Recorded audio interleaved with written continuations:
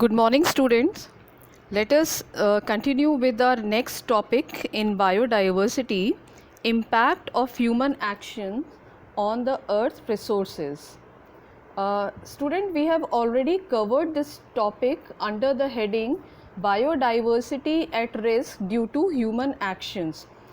If you recall this topic, we had already covered the points like overpopulation, overuse of resources, overhunting and poaching, habitat loss, degradation, fragmentation, overharvesting, invasion by the non-native species. Invasion means the introduction of the non-native species, and pollution, climate change. So students, you can write the same points in this heading. Now move further. Next topic is reasons for concern, that is in importance of biodiversity. So here we will discuss in detail the importance of biodiversity under three main categories, or you can say the three main concern. First is the ecological concern, second is the aesthetic concern, and third is the economical concern. Now let us move further. Now here we will discuss all these headings in detail. First is the ecological reasons or the ecological importance of biodiversity. How biodiversity is important as far as ecological concern. First is the production. As you can see, production. Now children, you know that green plants are the sole source of food material on this earth. Now they produce food by the process of photosynthesis, and they also initiate or they also start the food chain. I think you know food chain. There are three components: producers, consumer, and decomposers. Now second is the consumption. Second point of ecological reason is consumption. Children, you know that herbivores, they consume plants because plants are the sole source of food on this earth, and carnivores, they consume animals for food. So in this category, in the consumer categories, there are primary, secondary, and tertiary consumers.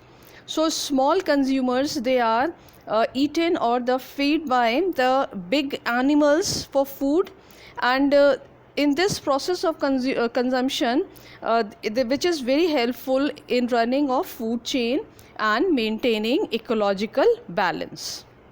Next is the decomposition. You know that all microorganisms or saprophytes, they are decomposers. Since they decompose the dead plants, animals, and they return the nutrients back to the soil. They degrade the dead plants and animals. They also return the nutrients present in dead plants and animals back to the soil. Now the next component is soil formation.